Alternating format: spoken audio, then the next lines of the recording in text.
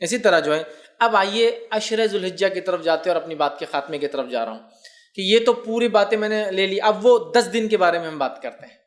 عشرہ ذوالحجہ جس کو کہتے ہیں، مطلب فرسٹ 10 days آف ذوالحجہ، حج کے مہینے کے پہلے 10 دن، ان ایام کی بڑی فضیلت ہے، یاد رکھیے۔ پہلے ذوالحجہ سے لے کر یوم النحر، مطلب 1 تاریخ سے لے کر 10، اور 10 کے دن ہم کیا مناتے ہیں؟ عید مناتے ہیں، یاد رکھیے، بقرعید جس کو کہتے ہیں عام زبان میں، ٹھیک ہے؟ تو یہ 10 دن کی فضیلت کیا ہے اس کی طرف ہم بڑھتے ہیں۔ تو ذوالحجہ کے پہلے 10 دن کی فضیلت کے تعلق سے نبی اکرم صلی اللہ علیہ وسلم فرماتے ہیں، صحیح بخاری کی روایت ہے، غور سے سنیے کتنی فضیلت ہے ان دنوں کی، جس کو ہم بہت ایزی، بہت آسان اور بہت معمولی سمجھتے ہیں۔ حدیث کے الفاظ ہے، ذوالحجہ کے ابتدائی 10 دنوں کے مقابلے میں دوسرے کوئی ایام ایسے نہیں جن میں نیک عمل اللہ کو ان دنوں سے زیادہ محبوب ہو۔ مطلب ذوالحجہ کی پہلی 10 تاریخ میں جو اعمال انسان کرتا ہے اللہ کو اتنے پسند ہے کہ اتنا پسند اللہ کو باقی دوسرے دنوں میں کیے گئے اعمال محبوب نہیں ہیں۔ صحابہ کرام نے عرض کیا، اللہ کے رسول صلی اللہ علیہ وسلم کیا جہاد بھی نہیں؟ تو فرمایا اللہ کی راہ میں جہاد بھی افضل نہیں ہے۔ مطلب اتنا افضل ہے اس مہینے میں اعمال کرنا کہ ایک آدمی عام دنوں میں اگر جہاد بھی کرے تو ان دنوں میں کیے گئے اعمال کی برابری نہیں کر سکتا۔ تو آپ نے ہاں جہاد بھی نہیں سوائے اس مجاہد کے جو اللہ کی راہ میں نکلے، جان بھی لے جائے، مال بھی لے جائے، جان بھی چلی جائے، مال بھی چلے جائے، وہ زیادہ افضل ہے، باقی کوئی عمل افضل نہیں ہے۔ مطلب ذوالحجہ کے پہلے 10 دن میں آپ جو عمل کریں گے وہ عمل جہاد سے بھی زیادہ افضل ہے۔ صرف اس مجاہد کے مقابلے میں ہمارا عمل کم ہوگا ان 10 دنوں کا جو مجاہد جان مال دونوں لے کے جائے اور کھپا دے، مطلب ختم ہو جائے، ورنہ باقی سارے اعمال ان دنوں میں افضل ہے۔ تو گویا پتہ چلا ان دنوں میں کیے گئے اعمال سب سے افضل ہے، یاد رکھیے سب سے افضل ہے۔ تو اب جب پتہ چل گیا سب سے افضل ہے تو ہمیں خوب کوشش کرنا چاہیے۔ اور اس کے تعلق سے حافظ ابن حجر عسقلانی رحمہ اللہ لکھتے ہیں کیوں اللہ نے ان ایام کو سب سے افضل بنایا ہے، اور بڑی اچھی بات لکھتے ہیں، اور ایک حکمت، بڑی اچھی حکمت وہ لکھتے ہیں، اور وہ فرماتے اور کہتے ہیں اللہ تعالیٰ نے عشرہ ذوالحجہ، پہلے ذوالحجہ کے پہلے 10 دنوں کو اس لیے فضیلت اور شان اور شوکت بخشی ہے، اس کا سبب یہ وہ لکھتے ہیں یہ وہ دن ہیں جن میں ساری عبادتیں ایک ساتھ مل جاتی ہے۔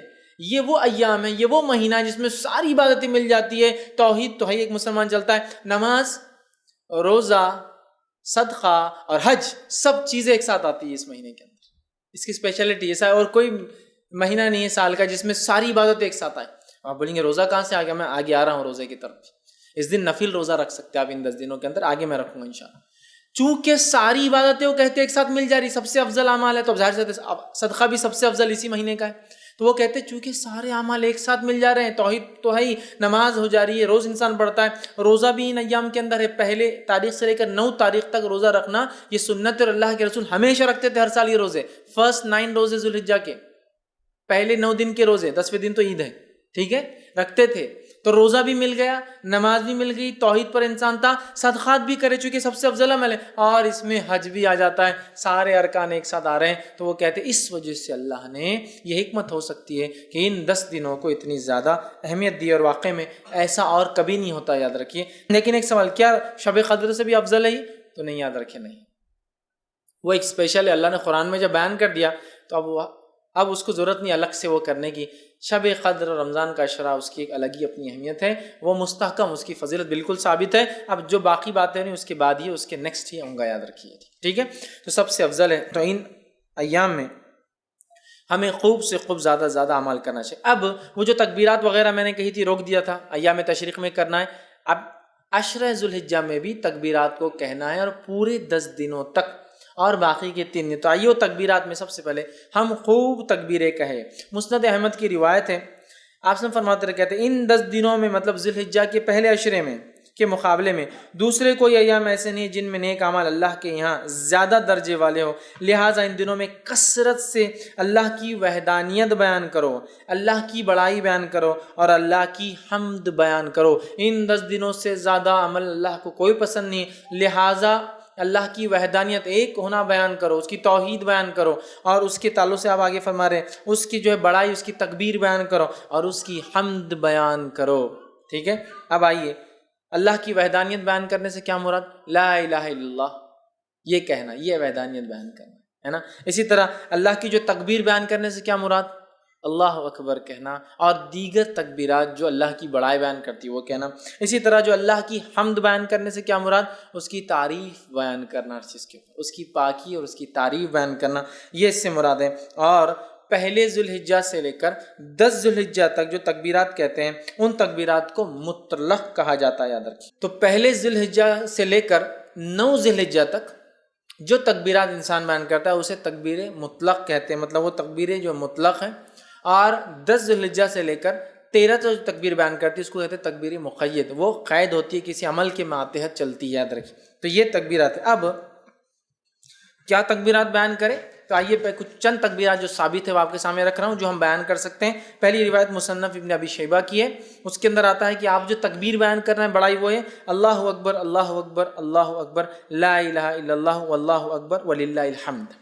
یہ سب سے کامن ہے جو ہم لوگ عموماً کرتے ہیں۔ اللہ اکبر اللہ اکبر اللہ اکبر 3 بار ہے۔ لا الہ الا اللہ، نہیں کوئی معبود سوا اللہ، اللہ بڑا ہے اللہ بڑا ہے اللہ بڑا ہے، نہیں ہے کوئی معبود سوا اللہ کے، واللہ اکبر اور اللہ بڑا ہے، وللہ الحمد اور ساری تعریف اللہ کے لیے۔ تکبیر اور اللہ کی حمد دونوں ایک ساتھ آ گئی، یہ سب سے مشہور اور معروف ہے، یہ آپ پڑھ سکتے ہیں۔ دوسرا جو پڑھ سکتے ہیں جو ثابت ہے وہ یہ ہے الفاظ اللہ اکبر کبیرہ، ٹھیک، اللہ اکبر کبیرہ والحمد للہ کثیرہ وسبحان اللہ بکرۃ واصیلہ۔ دوسرا آپ یہ کر سکتے ہیں اللہ اکبر کبیرہ والحمد للہ کثیرہ وسبحان اللہ بکرۃ واصیلہ، یہ آپ دوسرا کر سکتے ہیں۔ تیسرا آپ جو کر سکتے ہیں اللہ اکبر اللہ اکبر اللہ اکبر کبیرہ، اللہ اکبر اللہ بڑا اور اللہ سب سے بڑا ہے، یہ بھی ثابت اللہ اکبر اللہ اکبر کبیرہ، ٹھیک ہے۔ اس کے علاوہ جو ثابت ہے فتح الباری میں جو روایت آتی ہے اس میں یہ ہے اللہ اکبر اللہ اکبر کبیرہ اللہ اکبر، یہ الفاظ بھی جو ہے آپ ادا کر سکتے ہیں۔ اس کے علاوہ ایک اور جو الفاظ ثابت ہے وہ یہ ہے سبحان اللہ والحمد للہ لا الہ الا اللہ واللہ اکبر اللہ اکبر وللہ الحمد۔ یہ تمام تسبیحات آپ کثرت سے ان ایام میں پہلے سے لے کر 13 تک کثرت سے بیان کر سکتے ہیں۔ صحابہ کا ان ایام میں کیا معمول تھا، جو میں نے رکھا تھا نا کہ تکبیرات آپ نہیں پڑھتے، وجوہات شرم آتی فلاں، صحابہ کا کیا معمول تھا؟ آئیے امام بخاری نقل کرتے ہیں کہ عبداللہ ابن عمر رضی اللہ عنہما اور ابو ہریرہ رضی اللہ عنہ، یہ دونوں صحابی جو ہے ان 10 دنوں کے اندر بازار کی طرف جاتے اور بازار میں جاتے اور اتنے زور سے تکبیر کہتے ہیں کہ لوگ بھی ان کی تکبیرات کو سن کر وہ بھی تکبیر کہتے ہیں۔ اب اگر ہمارے دور میں کوئی تکبیر بولتا گیا تو وہ ایک تو پاگل ڈکلیئر ہو جائیں گا، ایکسٹرا آرڈنری، حد سے زیادہ کہیں کو دکھاوا کر رہے بھیا تم، یہ کرنا والی چیز ہے۔ اگر یہ دکھاوا ہوتی تو صحابی کبھی نہیں کرتے تھے، یہ کرنے والے اعمال، تو یا تو وہ ہو جائیں گا یا تو پھر اللہ کا ولی ڈکلیئر ہو کے عام لوگوں سے بڑا ہو جائیں گا، اللہ کا ولی بھائی ہم نہیں کر سکتے، نیکسٹ آگے یہ ہو جائیں گا معاملہ۔ صحابہ نکلتے تھے اور اتنی زور سے بولتے تھے کہ سننے والے غفلت میں ہیں، بازار میں لوگ مارکیٹ میں بھول گئے، ارے یاد آ گیا ذوالحجہ چالو ہے اور اس کے اپن نہیں بولو تکبیرات بیان، تو اتنی زور سے بیان کرتے ہیں کہ لوگ ان کی تکبیرات سن کر تکبیر بیان کرتے ہیں۔ عبداللہ بن عمر رضی اللہ عنہ کے تعلق سے آتا کہ مینا میں اپنے خیمے میں، مطلب حج کے لیے جاتے، مینا میں اپنے خیمے میں اتنی زور سے تکبیر بولتے کہ آواز مسجد میں چلی جاتی تو مسجد والے تکبیر بولتے، مسجد والے تکبیر بولتے تو آواز بازار میں چلی جاتی تو بازار والے تکبیر بولتے، اور چنانچہ روایت میں آتا ہے کہ مینا تکبیرات سے گونج اٹھتا تھا، بخاری کی روایت ہے، مطلب وہ یہاں بولتے تو مسجد والے سن لیتے، مسجد والے بولتے تو بازار والے سن لیتے، بازار والے بولتے تو اتنی زور سے آواز ہوتی کہ پورا مینا آواز سے گونجتا تھا، لوگوں کی تکبیرات لوگ بیان کرے، جیسے حج میں ہوتا ہے نا، تو یہ حج میں تو کرنا ہی ہے، بازار میں بھی کرتے تھے، مطلب یہ حج کو نہیں کہتے شروعات میں، بازار میں بھی کرتے چلتے پھرتے۔ تو ہمیں خوب تکبیرات اس مہینے میں بالخصوص 1 سے لے کر 10 اور 10 سے لے کر 13 تک بیان کرنا ہے۔ تو اسے پتہ چلا کہ ہمیں چلتے پھرتے اٹھتے بیٹھتے ان میں تکبیرات بآواز بلند زور سے بیان کرنا ہے، اور عورتیں چونکہ وہ زور سے نہیں کر سکتی تو وہ پست آواز میں ہلکی آواز میں اپنے گھروں میں کریں گی۔ ہاں اگر گھر میں غیر محرم کے سننے کے ڈر نہ ہو تو عورتیں بھی بلند آواز میں تکبیرات پڑھیں گی۔ سمجھ لیجیے گھر میں صرف محرم ہے، بھائی ہے، والد ہے، بچے ہے، سگے بھانجے بھتیجے محرمات، تو عورت تیز بول سکتی ہے، لیکن ڈر ہو کہ غیر محرم سنیں گے تو پھر پست آواز میں بولیں گے، لیکن عورت بھی بولیں گی، اور میں تو کہتا ہوں عورت ہی پہلے بولے تو پھر بچے بھی بولیں گے، بچے تو ماں سے ہی سیکھیں گے نا، بہرحال تو عورت بھی بول سکتی ہے، ٹھیک ہے۔ اسی طرح جو ہے تکبیرات کے علاوہ ان ایام میں ہمیں کیا کرنا ہے، تو ان ایام میں ہمیں روزے رکھنا ہے۔ کون سے؟ عشرہ ذوالحجہ، پہلے ذوالحجہ کے پہلے عشرے کی بات چل رہی ہے وہ ہماری، تو اس میں کیا کرنا ہے؟ تکبیرات کے علاوہ روزے رکھنا ہے۔ نبی اکرم صلی اللہ علیہ وسلم کے تعلق سے آتا ہے، صحیح مسلم کی روایت ہے، مجھے اللہ تعالیٰ سے امید ہے کہ اس دن کا روزہ 9 ذی الحجہ، ایک سال پچھلے اور ایک سال اگلے گناہ کا کفارہ بنے گا۔ تو 9 ذی الحجہ کو تو رکھنا ہے، یہ غیر حاجی کے لیے، حاجی نہیں رکھیں گا۔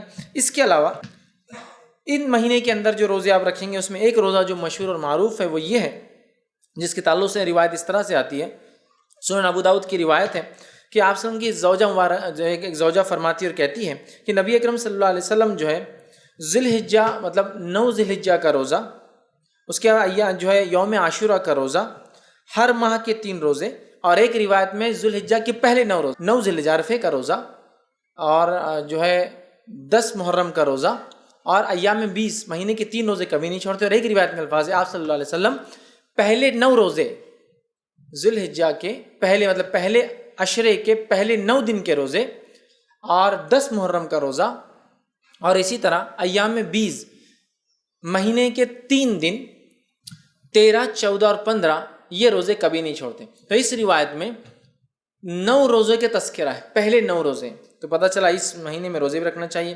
مسند احمد کی روایت ہے، آپ نے فرمایا کہ تعلق سے آتا ہے، فرمایا آپ صلی اللہ علیہ وسلم کبھی 4 کام نہیں چھوڑتے، عاشورے کا روزہ، عشرہ ذی الحجہ کے 9 روزے مطلب پہلے عشرے کے 9 جو ہے دن کے جو ہے فاسٹنگ روزے، اور مہینے کے 3 روزے آپ صلی اللہ علیہ وسلم، اور فجر کی 2 سنتیں، 4 عمل کبھی نہیں چھوڑتے۔ اس میں بھی کیا آ گیا؟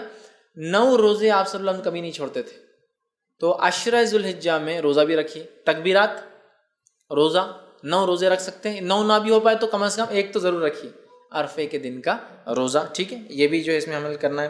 اس کے علاوہ چونکہ اس مہینے میں کیے گئے سارے اعمال افضل ہے، لہٰذا نفل نماز کا خوب اہتمام کرے۔ نفل نماز کے فائدے جو آتے ہیں صحیح مسلم کی روایت میں اس طرح سے آتے ہیں، اللہ تعالیٰ کے لیے اپنے سجدوں کو لازم کر لو، بے شک جب بندہ سجدہ کرتا ہے تو اللہ سبحانہ تعالیٰ کہ اللہ جو ہے سجدے کے ذریعے اپنی طرف تیرا ایک درجہ بلند کرتا ہے، اور اس سجدے کے ذریعے تیرا ایک گناہ مٹا دیتا ہے، اور یہ سال کے ہر وقت ہو سکتا ہے۔ تو لہٰذا یہ نفل نماز کے فضائل ہے، تو خوب ان مہینوں میں کیا کریں ہم، زیادہ سے زیادہ پہلے تو 9 روزے رکھنے کی کوشش کریں، کچھ نہ تو ایک نفل نمازوں میں اہتمام، فرض تو بہرحال کرنا ہی ہے، اس میں کوئی شک ہی نہیں ہے، نفل نمازوں کا کثرت سے اہتمام، اسی طرح تلاوت قرآن کا کثرت سے اہتمام، اس لیے کہ ہر حرف پہ 10 نے کیے، اور اس سے زیادہ کیا بہتر ہو سکتا ہے کہ ہم ذی الحجہ کے پہلے عشرے میں یہ عمل کریں جو سب سے زیادہ افضل عمل ہے، تو آپ وہ کیجیے۔ صدقہ دینا، اس لیے کہ صدقہ ایک بڑا افضل عمل ہے، صدقہ بھی دیجیے، اس لیے کہ اس 10 دن میں کیے گئے عمل سب سے افضل ہے، لہٰذا خوب جو ہے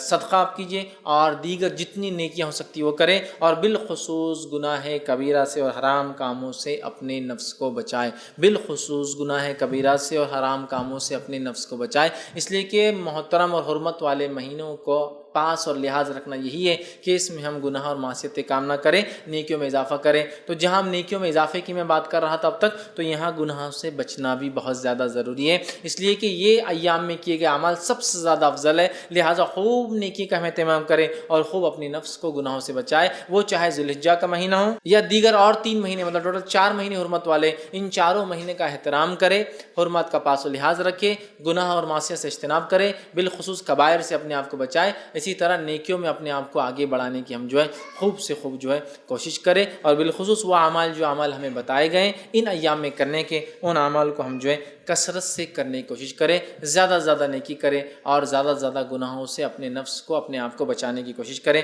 اب آئیے آخر بچ چند کلمات کہ ان ایام میں جو مخصوص دن ہیں ان کے کچھ نام آپ کے سامنے رکھ دیتا ہوں تاکہ بات سے واضح ہو جائے۔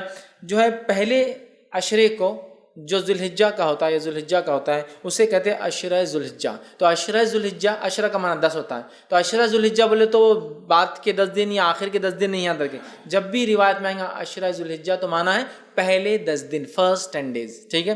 اس کے علاوہ دوسرا جو ہے یوم الضحیٰ، یہ جو ہے عید الاضحیٰ کے دن کو کہتے ہیں یوم الضحیٰ۔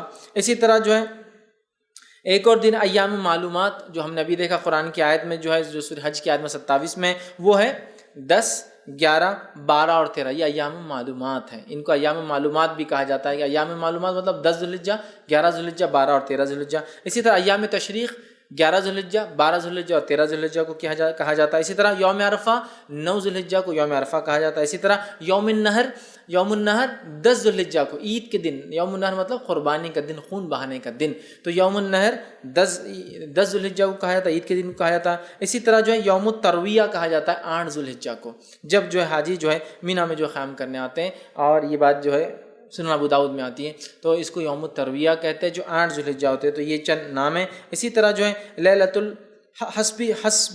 الحسبہ کہتا ہے، ایام تشریق کے بعد جو ایک رات آتی ہے 14 کی، اس کو لیلۃ الحسبہ کہتے ہیں. تو یہ چند نام تھے جو ان دن میں ایام تشریق، یوم النہر، عید الاضحیٰ اور اس طرح سے ہم لوگ سنتے ہیں عام طور سے. تو یہ وہ چند چیزیں تھیں جو میں نے بہتر سمجھی کہ آپ کے سامنے